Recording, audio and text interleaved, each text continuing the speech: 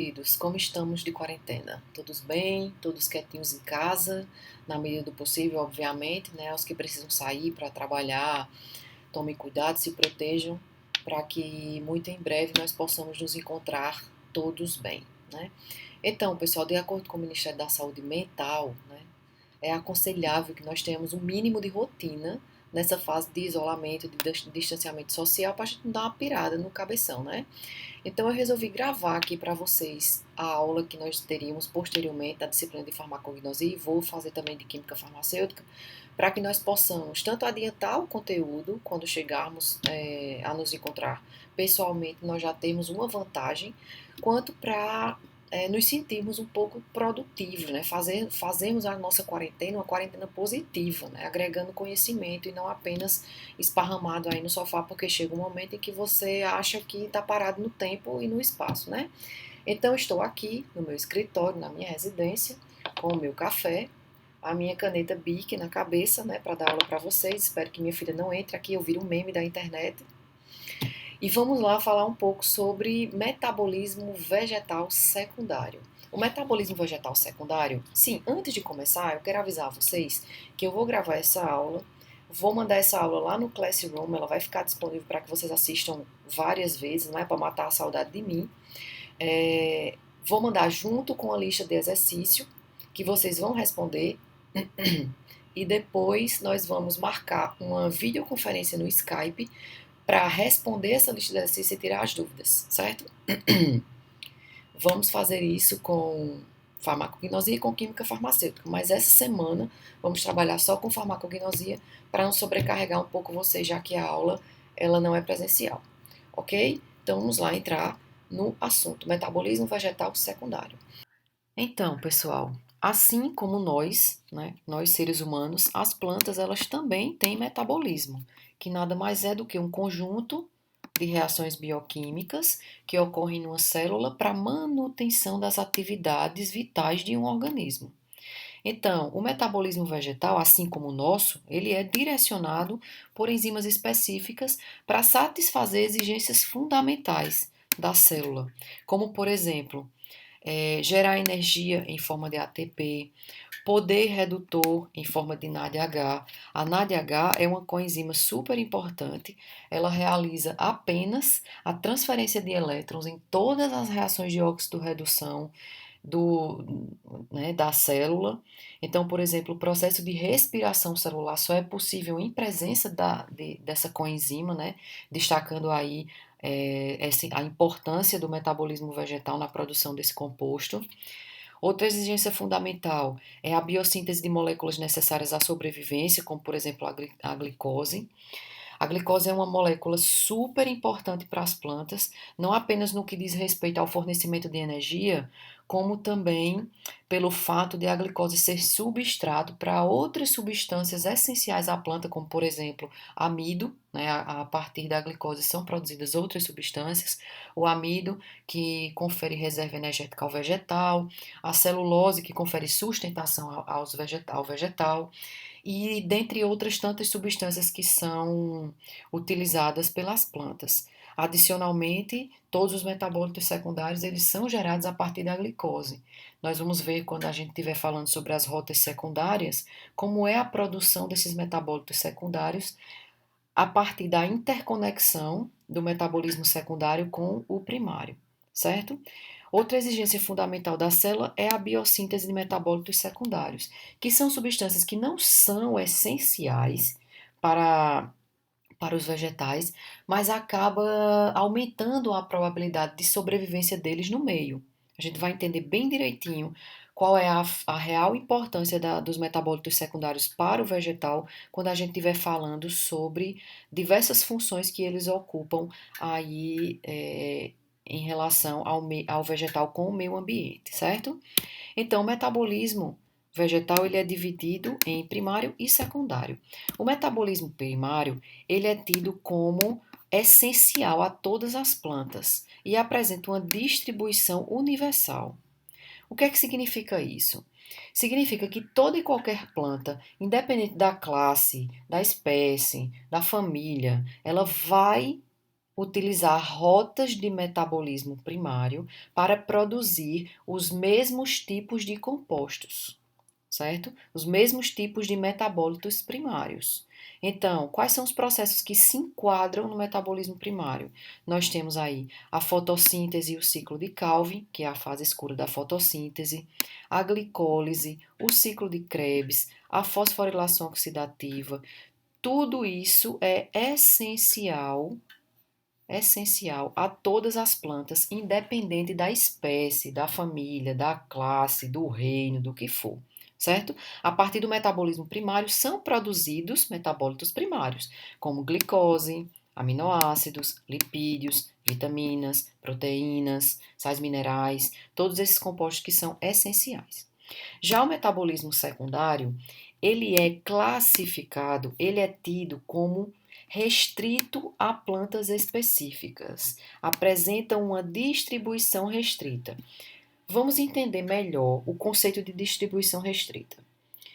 Todas as plantas realizam metabolismo secundário? Sim. Mas todas as plantas vão produzir os mesmos compostos através do metabolismo secundário? Não. Dependendo do arsenal enzimático que aquela planta tiver, ou seja, do tipo de enzima que aquela planta tiver, ela vai utilizar rotas de metabolismo secundários diferentes. As principais rotas são essas descritas: rota do acetato malonato, rota do acetato mevalonato, rota do ácido chiquímico, ainda temos a rota do metileritriol fosfato, que a gente vai falar também, e a rota mista, quando utiliza mais de duas dessas rotas, né? Existem plantas que utilizam duas, três rotas para a formação dos seus metabólitos secundários.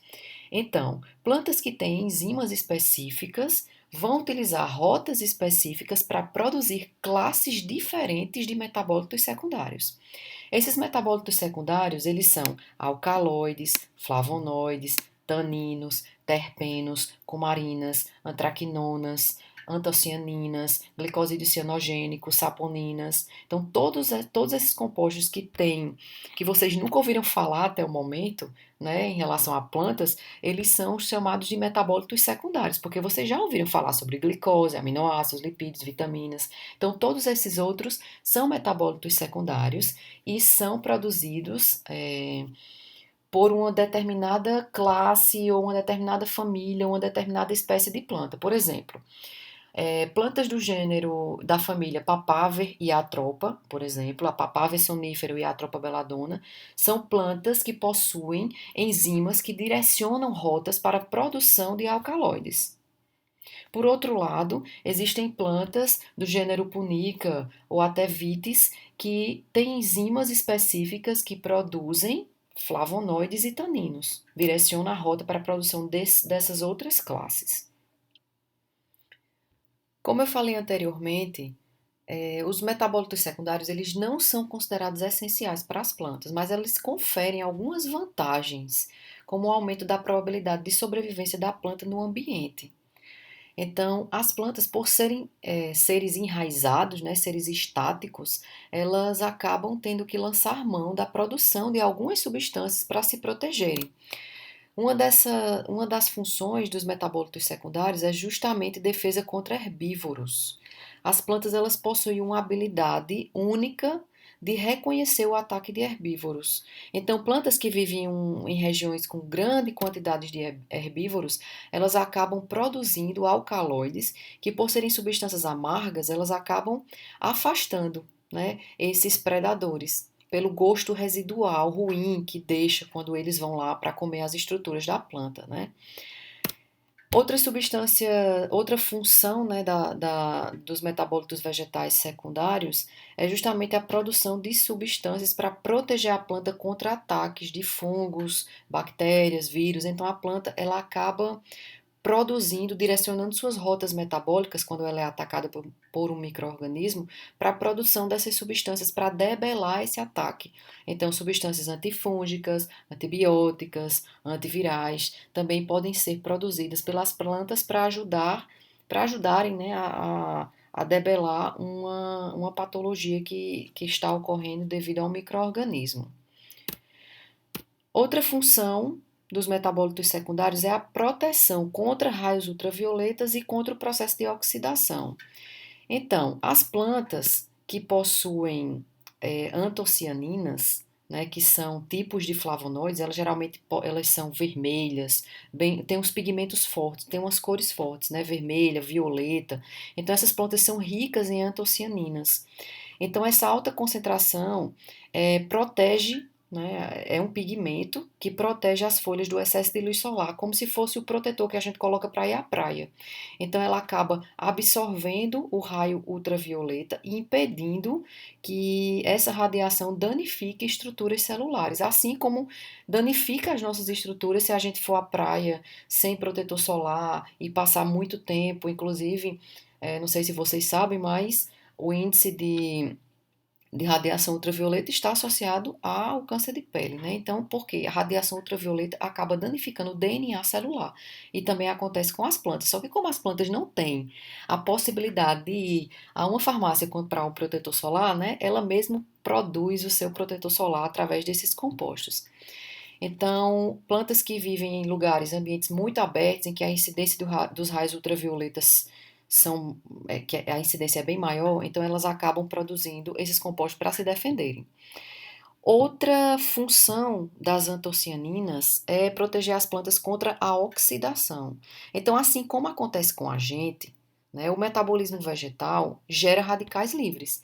Esses radicais livres, eles são altamente reativos e tóxicos, né? Então, eles podem ser responsáveis por destruição de cromossomos, por quebra de proteínas. Então, eles danificam as células, esses radicais livres. Então, esses compostos, as antocianinas, que são chamados também de antioxidantes, eles vão captar esses radicais e garantir a manutenção da estabilidade da célula. Então, os antioxidantes, eles neutralizam os radicais livres, certo? Então, tem função aí muito importante na manutenção da estabilidade celular. Outro tipo de função importante é a atração de polinizadores, né? Os óleos essenciais, eles são tipos de terpenos voláteis que têm cheiro, né? Que possuem fragrâncias. E essas fragrâncias, elas funcionam como uma espécie de linguagem que as plantas utilizam para se comunicarem com o ambiente. Então, por exemplo, os voláteis eles podem atrair os polinizadores, como abelhas, mariposas, né? E é, essa ação feita por esses terpenos, ela é muito importante para a proliferação da espécie, porque os polinizadores, como o nome já diz, eles vão espalhar a semente por outros lugares para que aquela planta ela vá florescer em outros lugares, né? Então, além dos óleos essenciais serem responsáveis por atração de polinizadores, o que vai garantir uma proliferação, uma perpetuação da espécie, esses voláteis eles também podem repelir ou intoxicar diretamente animais e micro-organismos que estão ali, né, sobre aquela planta. Eles podem atrair inimigos naturais desses micro-organismos que estão causando problemas na planta ou até dos herbívoros que estão se alimentando delas, né? Eles produzem sinais para atrair inimigos naturais daqueles insetos, por exemplo, e ainda podem alertar as coleguinhas do lado, vizinhas, sobre o ataque de um herbívoro. Gente boa demais, né? Essas plantas. Então, elas podem ainda produzir compostos que no ambiente faz com que as plantas vizinhas percebam que existe um ataque de micro-organismo para se preparar para a proteção, né? De um micro-organismo ou de um herbívoro. Gente boa demais, né? Mas nem tudo são flores no mundo das plantas, né?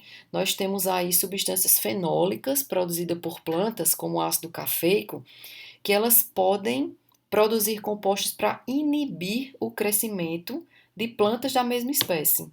Isso é chamado de alelopatia negativa, né? Quando uma planta que ela é mais desenvolvida, ela começa a produzir substâncias para inibir o crescimento das menores. E esse mecanismo, né, conhecido como alelopatia negativa, ajuda o aumento da diversidade do vegetal. Diversidade vegetal, por quê? as plantas, elas geralmente elas vão inibir plantas da mesma espécie. Dizer, eu não quero que você, que é igual a mim, cresça aqui nesse ambiente, eu quero uma planta diferente. Né? Então, vai aumentar a diversidade biológica das plantas aqui, ali naquele local. Então, esses são alguns exemplos das funções dos metabólitos para as plantas, né? E além das atividades biológicas, os metabólitos secundários, eles também apresentam, quando extraídos, né, das plantas, eles apresentam uma vasta aplicabilidade no ramo de cosméticos, de alimentos, na obtenção de fármacos para a produção de medicamentos. Então, aqui temos alguns exemplos de metabólitos secundários e suas áreas de interesse. Temos aqui, por exemplo, o geraniol, que é um monoterpeno volátil, né? Por ser volátil, ele é uma fragrância, que é muito utilizado no ramo de cosméticos. Então, essa substância ela está presente em plantas do gênero gerânio, rosas, citronela. Então, tem esse cheiro bem característico e por isso ele é bem utilizado nesse ramo de cosméticos. Outro exemplo é a vanilina. A vanilina ela é um fenólico simples que está presente em grande quantidade na semente de plantas do gênero vanila, principalmente a vanila planifolia, vulgarmente conhecida como baunilha. Então a vanilina ela tem esse sabor e esse cheiro de baunilha, então ela talvez seja uma das substâncias olorosas mais apreciadas para criar alguns aromas naturais, e ela é bastante utilizada na indústria de alimentos e de bebidas também. Outra substância é a purpurina. A purpurina é uma traquinona, é um composto, é um corante natural vermelho, extraído de plantas do gênero rúbia. Não confundir a purpurina que a gente usa no carnaval, certo? Essa purpurina aqui é um corante que é extraído, corante natural extraído dessas plantas, que ela é utilizada na indústria têxtil para tinturaria de vestuários, para tingir vestuários. Outra substância bem importante é o beta-caroteno. O beta-caroteno é um pigmento antioxidante. Ele tem essa função antioxidante nas plantas, né, de captar os radicais livres, assim como as antocianinas. E o beta-caroteno apresenta essa função também para nós, quando nós o ingerimos. Então, no nosso corpo, o beta-caroteno ele é convertido em vitamina A e ajuda o organismo no combate aos radicais livres, né, que são responsáveis aí pelo processo de envelhecimento, pela geração de algumas doenças, alguns tipos de cânceres e tal. Outro exemplo aqui, nós temos a vinblastina. A vinblastina é um alcaloide, um alcaloide bem complexo, presente em plantas, principalmente a Catharranthus roseus, que é popularmente conhecido como vinca. A vinblastina é uma substância, é um alcaloide, né, como eu já falei, os alcaloides eles são reconhecidamente substâncias muito bioativas, que têm uma atividade farmacológica bem importante, e essa substância ela é utilizada no tratamento de alguns tipos de cânceres, certo? Inclusive como medicamento alopático aprovado pelo FDA aí desde 1960. Outro exemplo é essa pequena aí chamada ácido tânico, é um tanino que além de outras funções, ele é bastante utilizado no processo de curtimento do couro, para evitar que o couro apodreça, né? Para evitar que o couro entre em estado de putrefação, porque o couro nada mais é do que um material orgânico. Então, os taninos eles são utilizados para precipitar essas proteínas e impedir que elas entrem em estado de putrefação. Então, esses são alguns dos inúmeros usos dos metabólitos secundários. E, sem dúvida, o maior deles está relacionado à obtenção de fármacos para a produção de medicamentos. Então, meus queridos, só para a gente fechar o nosso raciocínio, vamos deixar bem claro qual é a diferença entre atividade biológica e atividade farmacológica dos metabólitos secundários. Aqui nós temos duas plantas do gênero Citrus, o limão e o dedo de Buda, que é essa planta que tem essa anatomia bem particular, né, que dá o nome vulgar a ela. E essas plantas, elas são riquíssimas em substâncias, em metabólitos secundários, conhecidos como flavonoides glicosilados, principalmente esses dois aqui, hesperidina e diosmina. Esses metabólitos, eles são produzidos pelas plantas e conferem a essas plantas a proteção contra raios ultravioleta. Então, essa é a função biológica ou ecológica dessas substâncias para a planta. Aqui ao lado a gente tem um medicamento chamado de flavonide, que é feito com a mistura dessas duas substâncias, que é utilizado para insuficiência venosa, né? Então, toda vez que eu utilizar a expressão atividade biológica dos metabólitos secundários, eu estou me referindo à função para a planta, para que ela utiliza aqueles metabólitos. Quando eu me referir à atividade farmacológica, eu estou me referindo à atividade que essas substâncias têm na cura ou no alívio de alguma patologia, ok? Então, pessoal, nós já, diante das potencialidades dos metabólitos secundários, é possível a gente compreender a importância de conhecer, né, os fatores que alteram a produção desses metabólitos. Nós tivemos uma aula só sobre isso, né, só sobre os fatores intrínsecos e extrínsecos que alteram a produção de metabólitos secundários. Mas eu fiz questão de deixar aqui esse resumo por meio dessa figura para que vocês resgatem o conhecimento, né, acerca desse fato, inclusive para aplicar agora na nossa aula. Então, o teor de metabólitos secundários, eles podem ser alterados, né, rapidamente aqui pela altitude onde a planta está, sazonalidade em relação às estações do ano, composição do ar na composição atmosférica, índice pluviométrico, né, a quantidade de chuva, ciclo circadiano, dia e noite, está relacionado ao fotoperíodo. Existem plantas de dia longo, plantas de dia curto, como estudamos aí na aula passada. Radiação ultravioleta e temperatura, presença de herbívoros e ataque de patógenos, idade do vegetal, que também altera o teor de metabólitos secundários, e também a presença de água no solo, a presença de nutrientes no solo e também o tipo de solo onde essa planta está.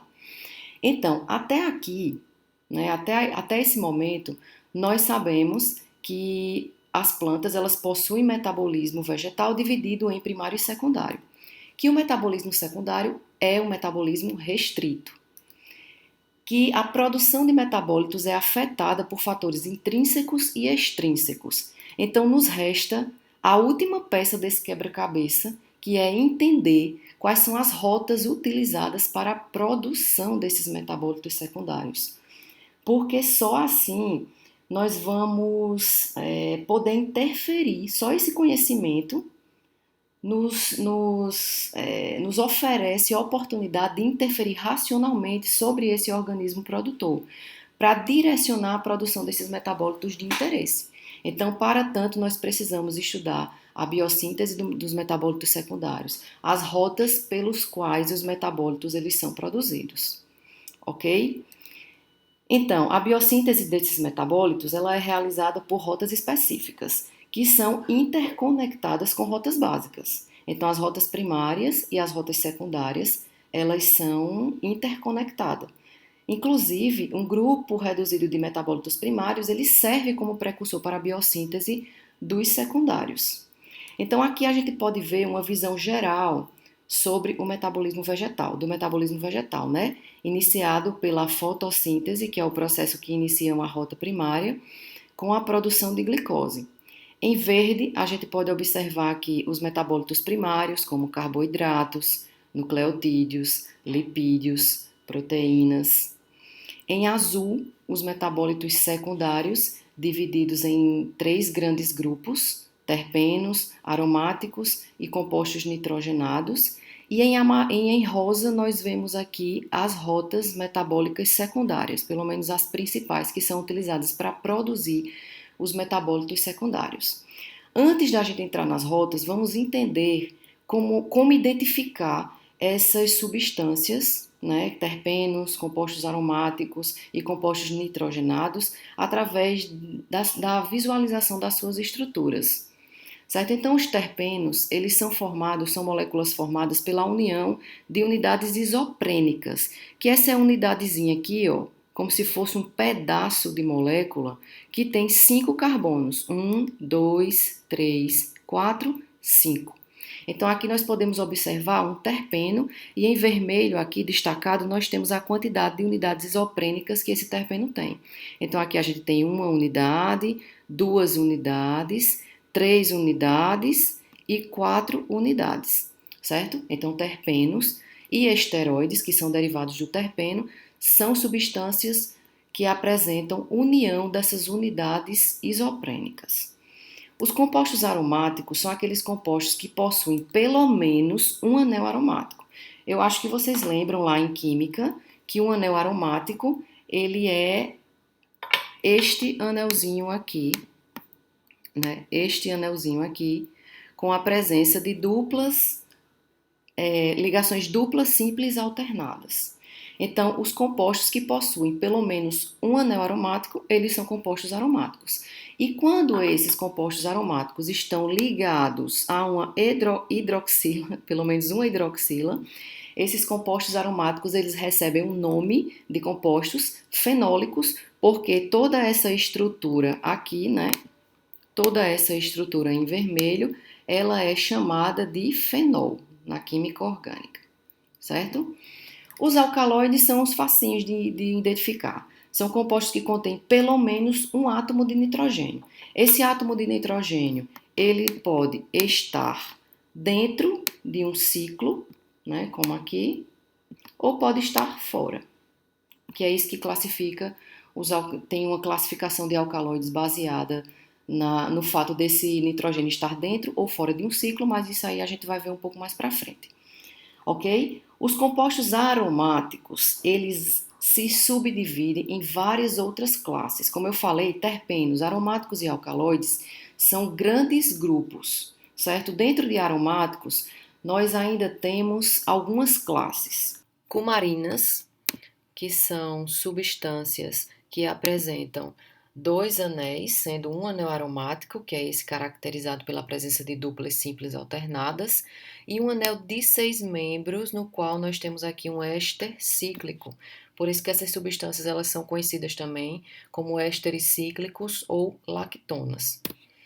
As antraquinonas são substâncias que apresentam 3 anéis, sendo 2 aromáticos, esses anéis das extremidades, e no anel central de 6 membros, nós temos aqui a presença de 2 grupamentos carbonila, o que confere a essa molécula um sistema bem conjugado. Os fenilpropanoides, eles são compostos aromáticos que são biosintetizados a partir de um radical fenil, né, que é este radical aqui, e uma cadeia lateral de 3 carbonos, né, propil, o grupamento prop, 1, 2, 3, certo? Simples assim. Então, os fenilpropanoides são essas substâncias aromáticas formadas pela junção de um fenil e uma cadeia de 3 carbonos. As lignanas também são outros compostos aromáticos que nada mais são do que junção de fenilpropanoides. 2 ou mais fenilpropanoides se juntam e formam aí as estruturas das lignanas. Os flavonoides são também compostos aromáticos que apresentam, assim como as antraquinonas, 2 anéis aromáticos, porém, apresenta essa pequena diferença em relação às antraquinonas, que é a presença dessa ligação. Aqui nas antraquinonas nós temos os 3 anéis fundidos, e aqui nós temos a presença dessa ligação, que é característica que é uma característica estrutural dos flavonoides. Os taninos são compostos aromáticos que se classificam em 2 grandes classes: os taninos condensados e taninos hidrolisados ou hidrolisáveis. Os taninos condensados, eles são formados pela condensação, pela união, pela junção de unidades de flavan 3-ol, que são flavonoides. Então, os taninos condensados são compostos aromáticos formados pela união de flavonoides. Aqui é a ligaçãozinha característica do flavonoide. 3 anéis, sendo 2 aromáticos, separados aqui o anel aromático do anel de 6 membros através de uma ligação que é bem característica dos flavonoides, como eu disse anteriormente. Já o tanino hidrolisado, ele é formado, ou hidrolisável, ele é formado pela união de moléculas de ácido gálico, que é essa substânciazinha aqui, esse aromático simples aqui, ó, que você pode ver que nós temos aqui várias moléculas de ácido gálico formando os taninos hidrolisáveis. Os taninos, eles são moléculas, eles podem ser moléculas enormes, mas nada se compara às ligninas. Aqui nós temos a estrutura de uma única lignina. Uma única lignina aqui, ó. A lignina são metabólitos secundários derivados dos fenilpropanoides, e nós podemos observar, né, aqui a presença dos anéis aromáticos, por isso são compostos aromáticos. E a lignina, ela tem uma importante função para o vegetal.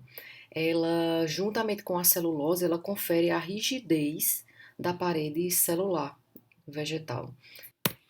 Então, já vimos os metabólitos secundários, as 3 grandes classes e as características que fazem com que eles se enquadrem em uma dessas classes. Os terpenos, que são formados pela condensação de unidades isoprênicas, os compostos nitrogenados, que apresentam pelo menos um átomo de nitrogênio dentro ou fora de um ciclo, e os compostos aromáticos, que são aqueles compostos que possuem anel aromático, e quando nesse anel aromático tem o hidroxila, eles são chamados de compostos fenólicos. Então, depois de toda essa introdução, vamos começar a aula propriamente dita, né? Vamos falar sobre as rotas de produção dos metabólitos secundários. Então, aqui nós temos um esquema que simplifica essas rotas, né? A gente tem aqui uma molécula de glicose dando origem a todos os metabólitos secundários que vocês estão observando. Aqui em rosa nós temos as rotas e em amarelo as classes. Então, antes que vocês se assustem, vamos simplificar, certo? Primeiramente, a gente observa que a molécula de acetato, que é produzida a partir de uma molécula de glicose, ela tem 5 caminhos a seguir, 5 rotas metabólicas diferentes. Então, ela pode entrar no ciclo de Krebs, ela pode seguir a via do metileritriol fosfato, que é conhecida como MEP, pode seguir a via do acetato malonato, pode seguir a via do acetato mevalonato, que é conhecida também como MEV, e também pode se juntar, se condensar com a via do ácido chiquímico e formar uma rota mista. Então vamos por partes.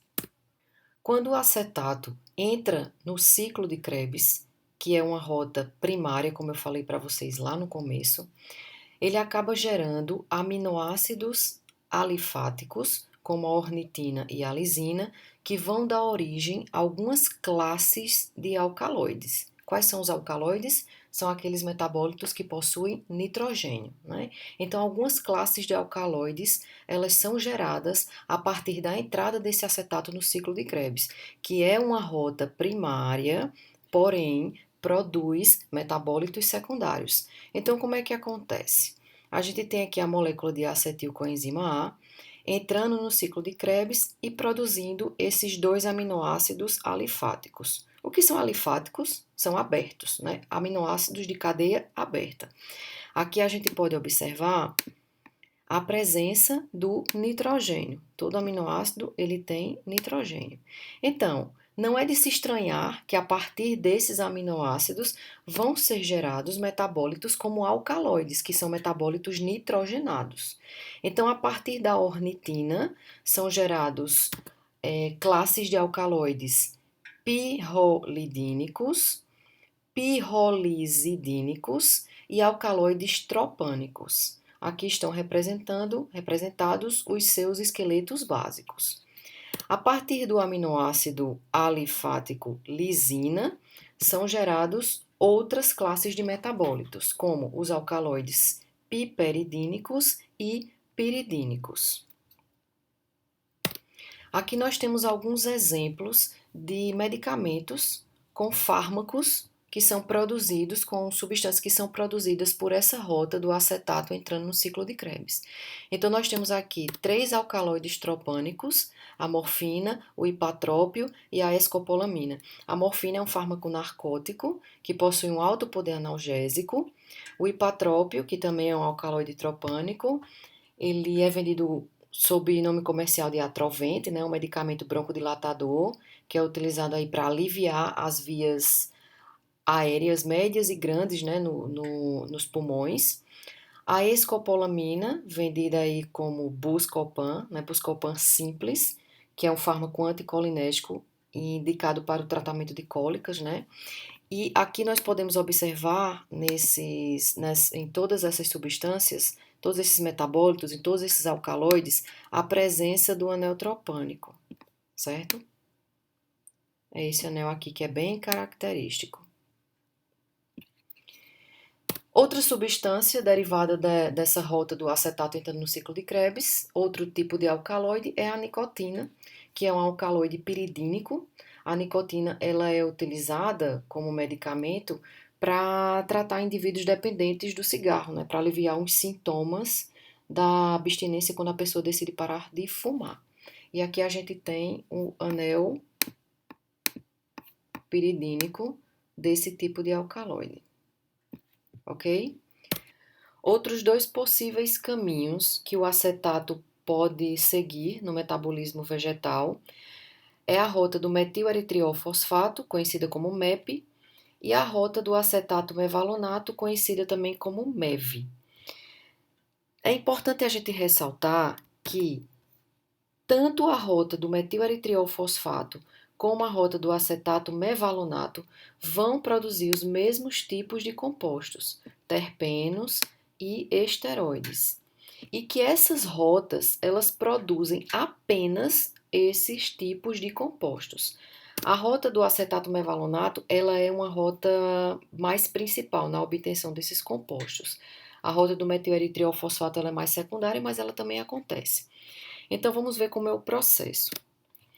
Uma molécula de acetilcoenzima A, após várias reações, ela gera o ácido mevalônico, né, que é uma molécula que dá nome à rota, acetato mevalonato. Então, a partir dessa molécula de ácido mevalônico, são geradas as unidades isoprênicas. Lembra lá atrás que eu falei que os terpenos são substâncias que são formadas a partir da condensação de unidades isoprênicas. Então, essas unidades isoprênicas, elas são formadas a partir do ácido mevalônico. E conforme elas vão se condensando sucessivamente, vão formando as diversas classes de terpenos conhecidas. Então, por exemplo, os monoterpenos são substâncias que possuem 10 carbonos. Então, significa que eles têm a condensação de 2 unidades isoprênicas, já que cada unidade isoprênica tem 5. Os sesquiterpenos são substâncias que apresentam 15 carbonos. Então, significa que eles têm na sua estrutura a condensação de 3 unidades isoprênicas e por aí vai, né? Então, os esteroides são são compostos com 18 a 30 carbonos que são gerados a partir dos triterpenos. E as diferenças estruturais entre eles a gente vai ver um pouco mais adiante. A rota do metileritriol-fosfato, ela ocorre exatamente da mesma maneira que a rota do acetato mevalonato. A única diferença é que a molécula que gera as unidades isoprênicas é a metileritriol-fosfato, que é formada a partir de metabólitos da glicose, que são obtidos aí nas vias primárias, né, nas rotas metabólicas primárias. Porém, vai gerar terpeno exatamente igual, exatamente do mesmo jeito. E é uma rota menos significativa, como eu falei para vocês, na obtenção desses compostos. Aqui nós temos uma tabelinha que destaca a quantidade de unidades isoprênicas de acordo com a classe dos terpenos.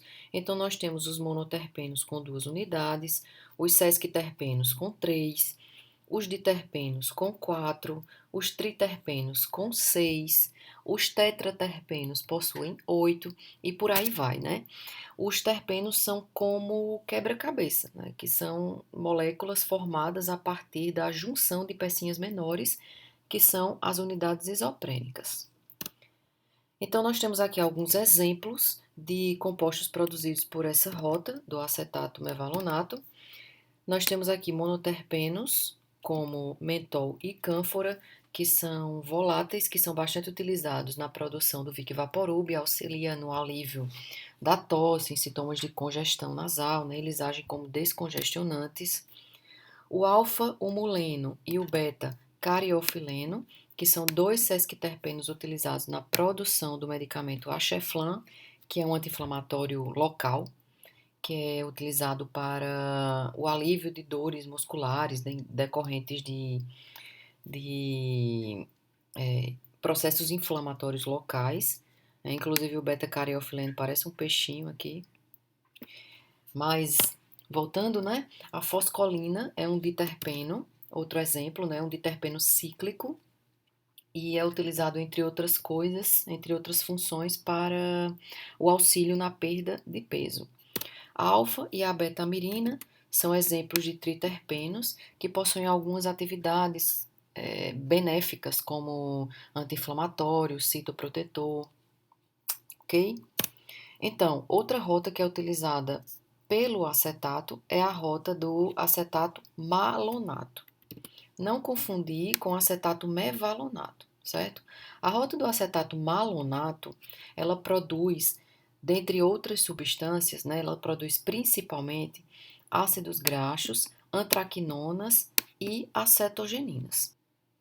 A reação inicia-se pela condensação de moléculas de acetilcoenzima A com moléculas de malonil coenzima A, que é o que dá nome à rota, né? Acetato malonato. Então, a molécula de acetil é dita como unidade iniciadora e a malonil como unidade propagadora ou extensora.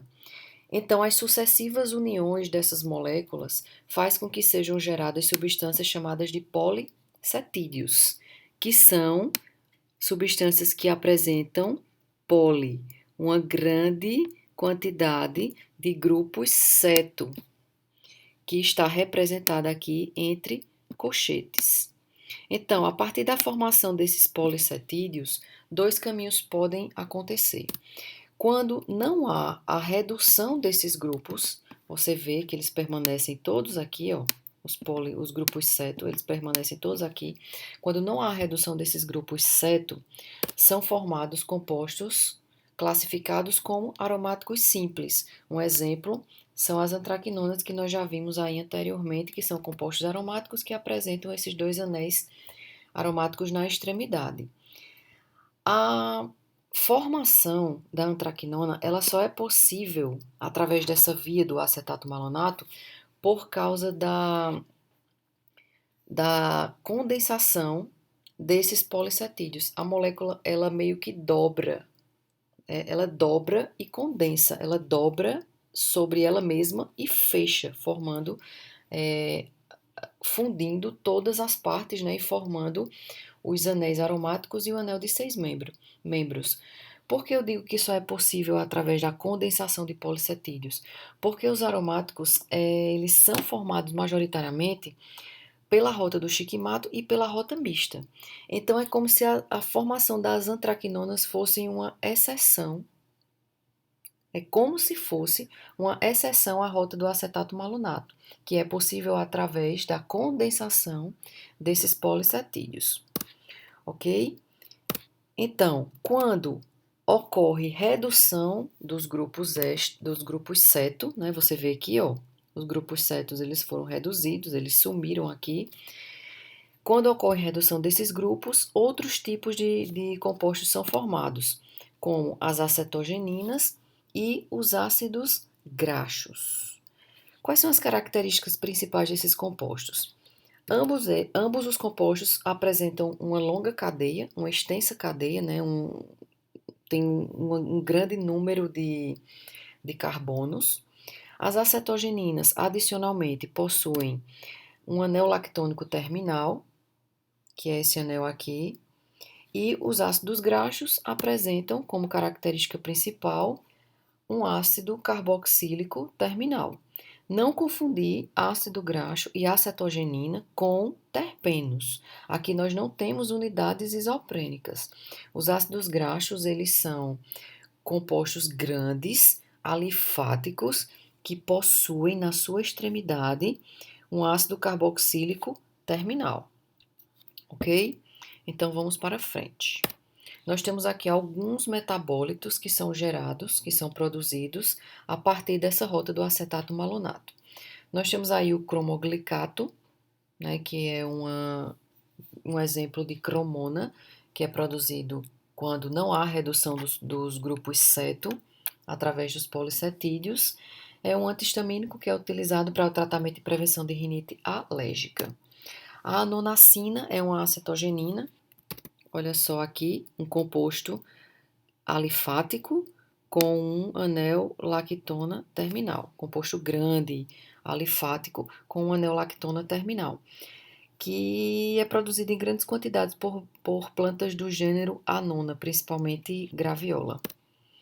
Nós temos aqui um exemplo de um dímero de antraquinona, né, chamada de senosídeo A. Se você passar aqui uma reta, a gente vê que a mesma molécula, a molécula em cima é a mesma molécula embaixo. Então, esse aqui é um dímero. Então, o senosídeo, ele é usado para constipação, ele possui efeitos laxativos. E, por fim, nós temos aqui um exemplo de ácido graxo, que é o ácido linolênico.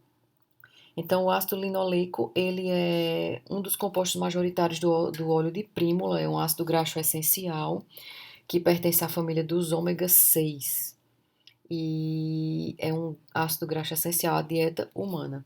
Então, a gente vê aqui as características dele, uma cadeia grande, aberta, com um ácido carboxílico terminal. Existe ainda outro caminho que o acetato pode seguir na rota, no metabolismo vegetal, que é a fusão com a rota do ácido chiquímico, formando uma rota mista. Mas antes da gente falar sobre essa fusão, vamos falar um pouco sobre a rota do ácido chiquímico. Então, o primeiro ponto a se considerar é que a rota do ácido chiquímico, ou rota do chiquimato, ela só produz compostos aromáticos. Até os alcaloides que são formados a partir da rota do ácido chiquímico são todos aromáticos. Então, a rota ela inicia-se pela formação do ácido chiquímico a partir de dois metabólitos da glicose, que é a eritrose, 4-fosfato e o fosfoenolpiruvato. Esse ácido chiquímico gera dois novos compostos, que é o ácido corísmico e o ácido gálico. O ácido gálico, nós já falamos sobre ele, um pouco sobre ele lá atrás. Então, o ácido gálico, ele é precursor dos taninos hidrolisáveis, né? Os taninos hidrolisáveis, eles são formados a partir da condensação de várias moléculas de ácido gálico. A partir do ácido corísmico, são gerados aminoácidos aromáticos. Olha só, nós temos aqui um anel aromático e o grupamento aminoácido. Então, são gerados aminoácidos aromáticos como triptofano, a tirosina e a fenilalanina. A partir do triptofano, são gerados alcaloides indólicos e alcaloides quinolínicos.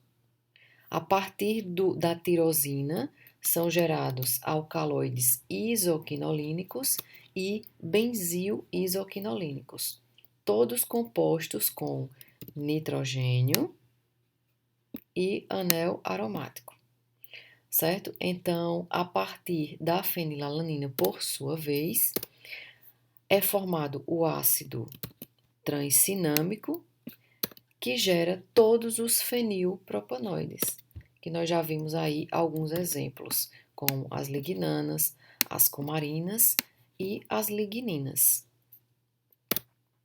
Nós temos aqui alguns compostos que são produzidos por essa via, por essa rota do ácido chiquímico. Nós temos aqui a vinblastina, que é um alcaloide indólico. A gente identifica aqui, ó, a presença do indol, que é o grupamento que caracteriza esse tipo de alcaloide, que é um medicamento antitumoral, né? Já falamos sobre ele um pouco mais lá atrás.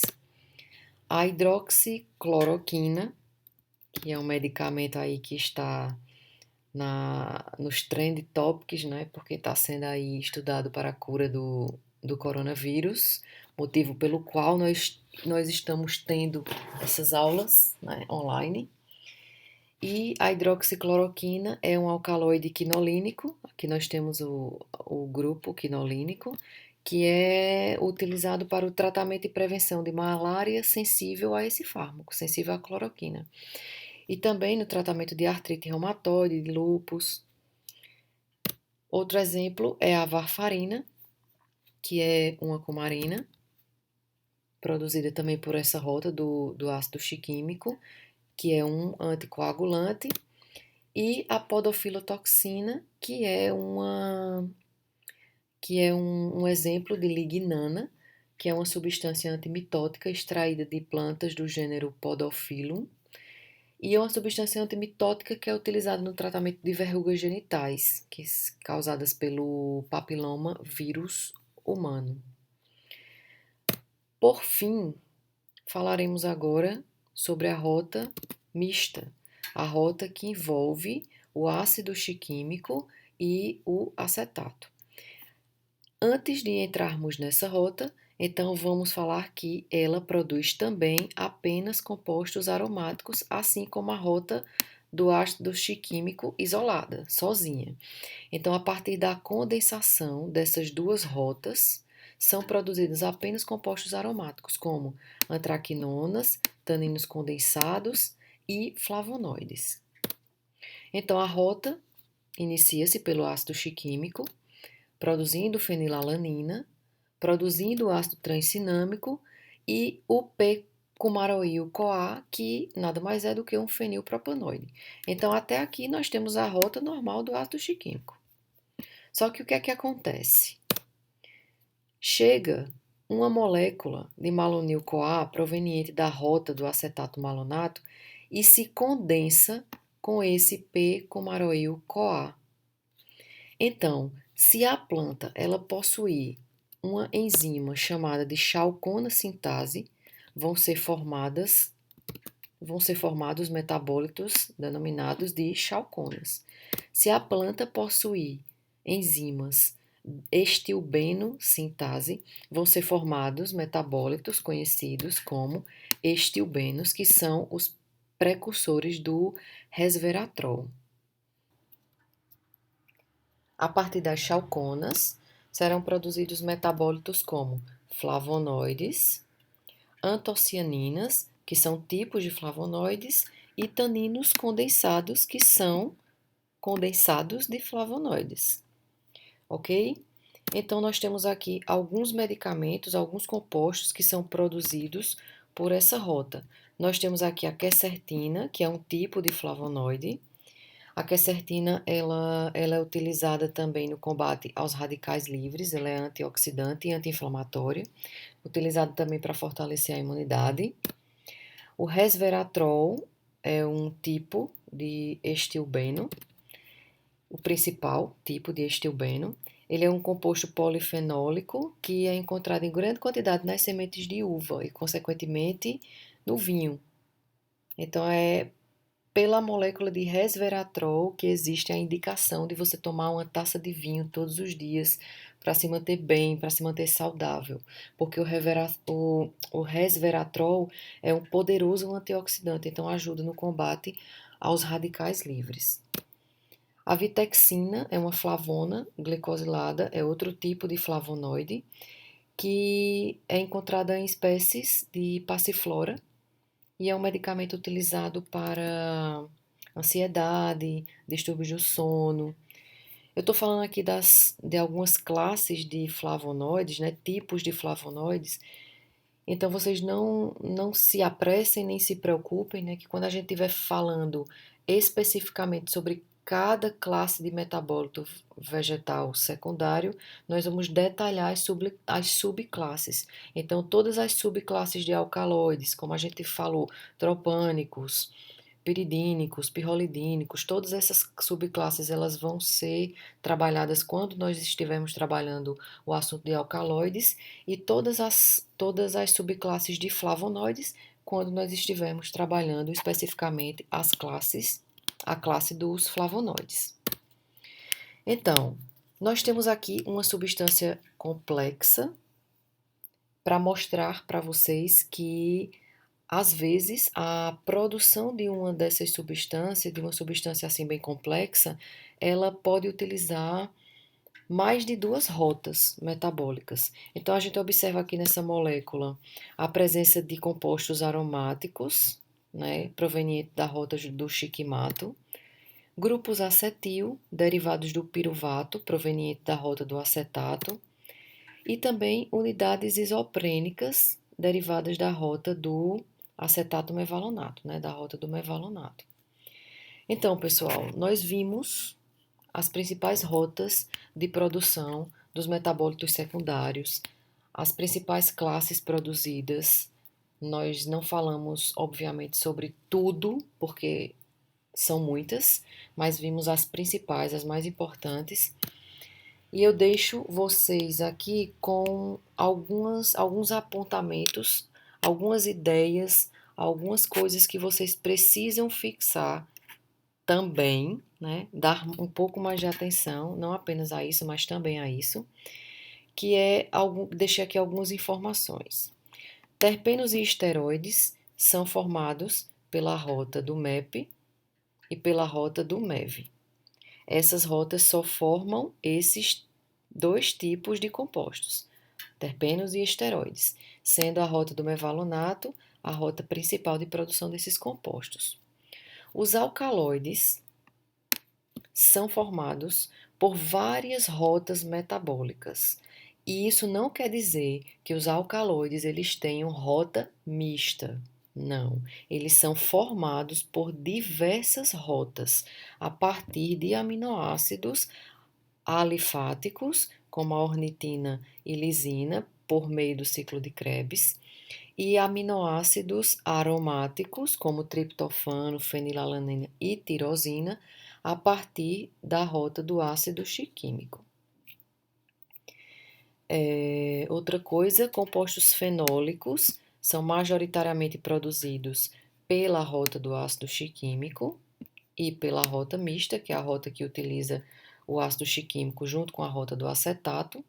Existe uma exceção, que é a formação de antraquinona pela via do acetato malonato, pela condensação do polissetídeos, né? As antraquinonas são compostos formados principalmente por via mista, ácido xiquímico mais acetato, mas podem ser formados também pela rota do acetato malonato através da condensação de polissetídeos. Taninos hidrolisáveis, eles são formados pela rota do ácido xiquímico, né? Nós temos aqui os taninos hidrolisáveis formados pela rota do ácido xiquímico, enquanto que os taninos condensados, eles são formados por rota mista, xiquimato, acetato. A mesma rota dos flavonoides, né? Uma vez que os taninos condensados, eles são formados a partir da união de flavonoides. Então, pessoal, chegamos ao fim da nossa aula de metabolismo vegetal secundário. Nós vimos as principais rotas metabólicas, os principais compostos produzidos, e eu me deixo à disposição, espero que vocês aproveitem a aula e me deixo à disposição para que possamos tirar dúvidas. Vou enviar a lista de exercícios para que vocês respondam e vamos marcar um horário legal para a gente corrigir, ok? Um abraço a todos.